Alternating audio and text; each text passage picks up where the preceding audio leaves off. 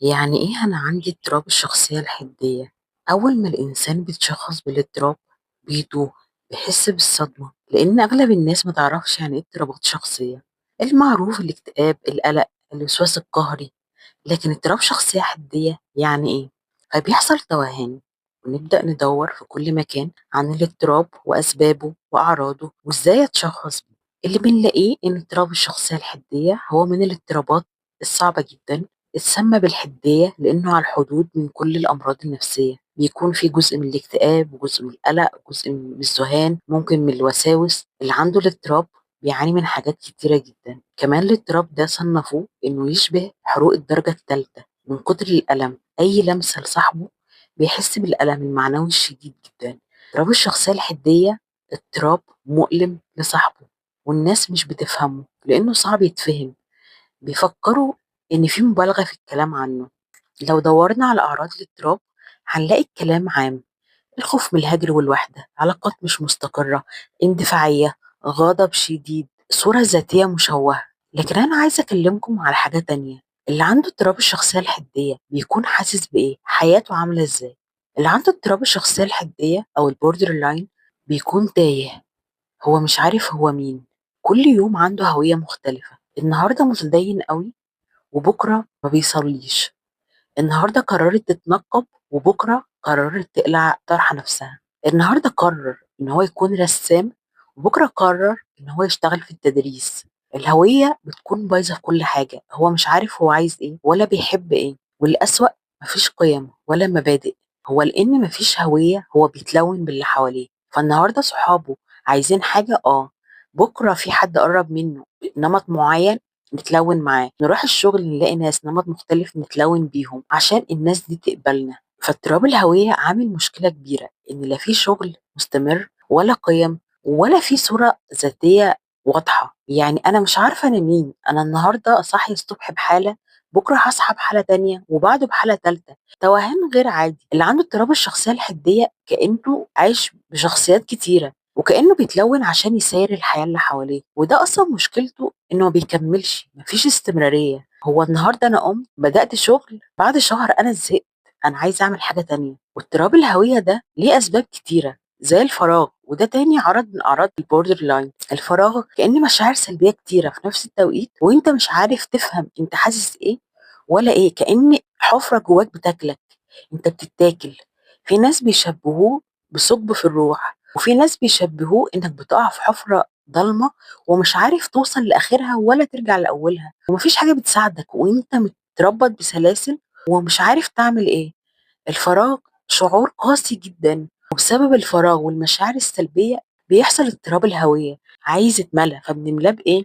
بالبدايات. ناخد دوبامين البدايات. فالنهاردة أنا هشتغل في مجال معين، أنا هتعلم بيانو. البيانو هيعمل لي دوبامين البدايات فيسكت لي الفراغ. بعد كده التعليم محتاج استمرارية ومجهود، أنا ما عنديش الاستمرارية والمجهود، فشوف حاجة تانية أبدأها عشان أسكت الفراغ. كمان بسبب الشعور بالفراغ ده بيحصل اندفاعية شديدة لتسكين الفراغ. فمثلا نروح نكلم الإكس بتاعنا وإحنا عارفين إنه مؤذي فيستغلنا، أو ندخل علاقات عابرة مع ناس ما نعرفهاش ونأذي نفسنا، أو نلجأ إلى الإدمان، أو نفتح التلاجة وناكل أي حاجة قدامنا، أو نعمل شوبينج ونصرف فلوس في حاجات ملهاش لازمة في الحياة، أو نركب العربية ونسوق بسرعة شديدة جدا كل تهور كأننا عايزين ننسى.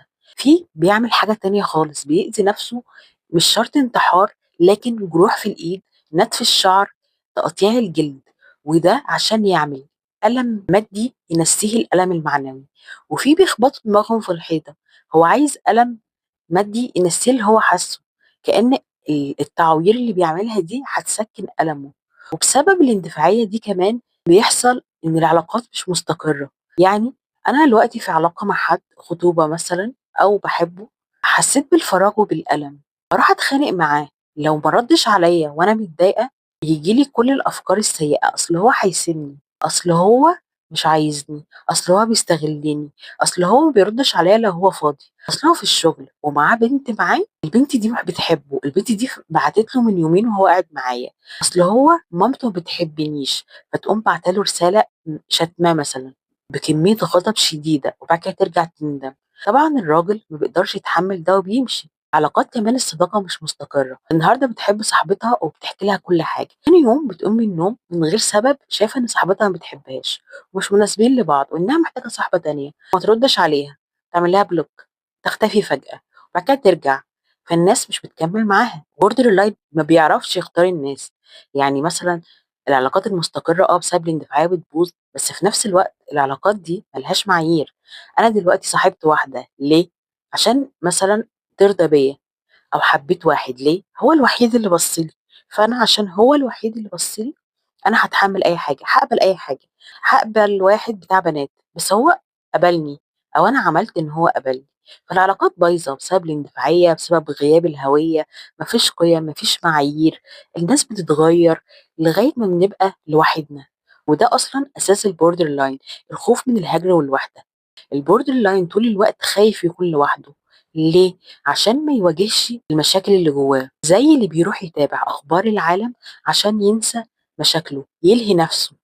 هتلاقيه شغله بايظ، علاقاته بايظة، مشاكل في كل حتة، بس هو قاعد يتفرج على الأخبار ومشغول باللي بيحصل في دول أصلا ما يعرفهاش هي أصلا موجودة فين في العالم. عشان هو طول الوقت خايف يكون لوحده، بيبقى لوحده في الآخر، لإن بيقرّب أوي، أوي، أوي، وأول ما يتعلّق يخاف فيبعد، يقرّب أوي، أوي، أوي، وأول ما يتعلّق يخاف فيبعد، وبعدين يندم فيقرّب، وبعد أمّا يقرّب يبعد ويفضل رايح جاي، لإن التعلُّق بتاعه غير آمن، تعلُّقه قلق، تعلُّق تجنُّبي أو الاتنين مع بعض، التعلُّق غير صحّي، هو مش عارف يحافظ على نمط من العلاقات. فالبنت النهارده بتحب واحد وقرّبت منّه أوي، بتحكي له قصة حياتها، وبعدين ييجي لها فكرة إن هو هيسيبها، تخاف فتسيبه هي الأول وبعد كده تندم وتفضل في الدايرة دي، وده بيعمل علاقات غير مستقرة، لإن في الآخر هي كل الأعراض ماشية مع بعضها، في خوف من الهجر والوحدة، في اضطراب هوية،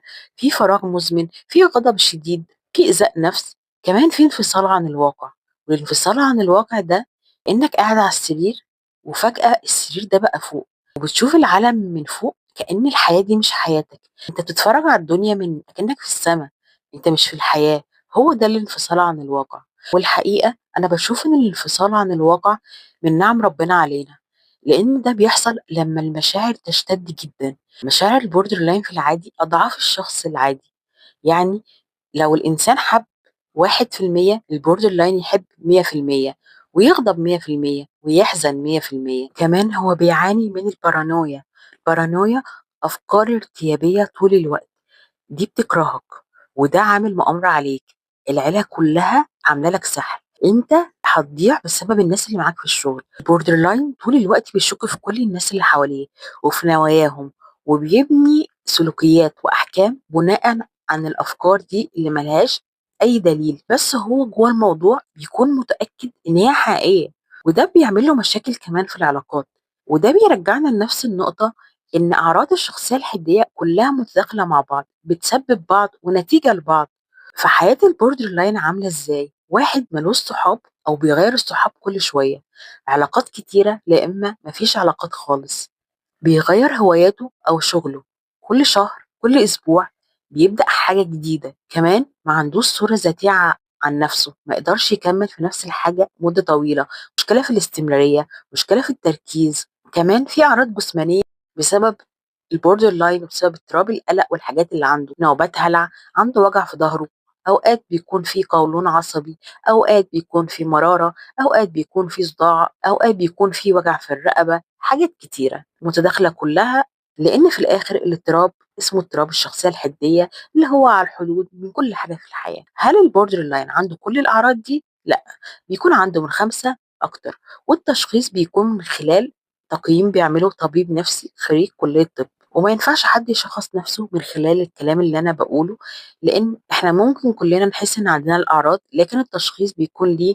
طريقة معينة بيشخصوا بيها. حد هيسألني الاضطراب ده بييجي منين؟ وجهة نظري إن هو وراثة، في استعداد الإنسان والبيئة ساعدت، يعني هو مولود بمشكلة في كيميا المخ، والبيئة كان فيها انتقاد، كان فيها عدم قبول أو حب مشروط أو فيها هجر، فمع الكيميا المخ اللي بايظة الاضطراب بدأ ينشط من مرحلة المراهقة ويكمل. هل الاضطراب بيتعالج؟ طبعًا بيتعالج، والعلاج الأساسي فيه العلاج الجدلي السلوكي مع معالج نفسي، لكن أوقات بنحتاج دوا لو في اكتئاب شديد أو في قلق مزمن أو في وساوس صعبة بتمنع الإنسان إن هو يمارس حياته بشكل طبيعي، أو في اضطرابات شخصية تانية، أو في ذُهان.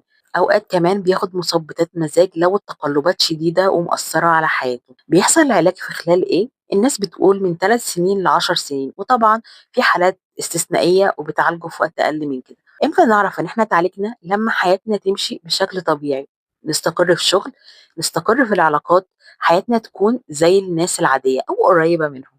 هل كل اللي بنقراه عن الشخصية الحدية حقيقي؟ لأ وآه، لإن الشخصية الحدية لكل فرد مختلفة عن الفرد التاني، فأنت الاضطراب بالنسبة لك هو اللي أنت عايشه، هو ده اضطراب الشخصية الحدية، وهتختلف عنها وعنه وعنها وعنه، وكل واحد هيكون عايش الاضطراب بطريقته حسب البيئة اللي طلع فيها وحسب الصدمات اللي اتعرض ليها. طبعا بعد كده في الفيديوهات هنتكلم ازاي نتجاوز الاضطراب ونتعامل معاه، لاننا محتاجين نشتغل على نفسنا بجانب الجلسات اللي إحنا بناخدها. لكن أنا عايزة أقول لكم حاجة، أكتر حاجة هتساعدك لو عندك اضطراب الشخصية الحدية هو إنك توقف جلد الذات. جلد الذات هو السبب الرئيسي لتكرار المصايب اللي البوردر لاين بيعملها. فمثلا هي النهارده أكلت أكل كتير جدا، حست إنها هتتخن، جلدت ذاتها. اللي بيحصل إن الفراغ بيوسع فتروح تاكل تاني، فتجلد نفسها تاني، فالفراغ يوسع تاني، فتاكل تاني. وقيسوا ده بقى على كل السلوكيات الغلط اللي البوردر لاين بيعملها. لكن لو اكلت كتير قالت لنفسها مش مهم انا اكلت، لكن هظبط الدنيا بعد كده والدنيا هتكون لطيفه. اللي هيحصل انها هتقبل ده، هتحب نفسها، مش هتكرر السلوك تاني. طبعا ده بياخد تمرين، بياخد وقت عشان نتعود عليه، لكن في الاخر ان شاء الله بننجح. فلو انت عايز تتعالج لازم تقرا كتير، تعمل تمارين اليقظة، وكمان مهم تكتب كل يوم، تكتب حصل إيه، حسيت بإيه، وعملت إيه، وتشوف هل أفكارك صح ولا لأ، وكمان تبطل تجلد ذاتك. لو حد عنده سؤال عن الحاجات اللي اتكلمتي فيها أو عنده حاجة محتاجين نتكلم عنها اكتبوها في الكومنتات. استنوا حلقة جديدة من أنا والبوردر لاين وهواك.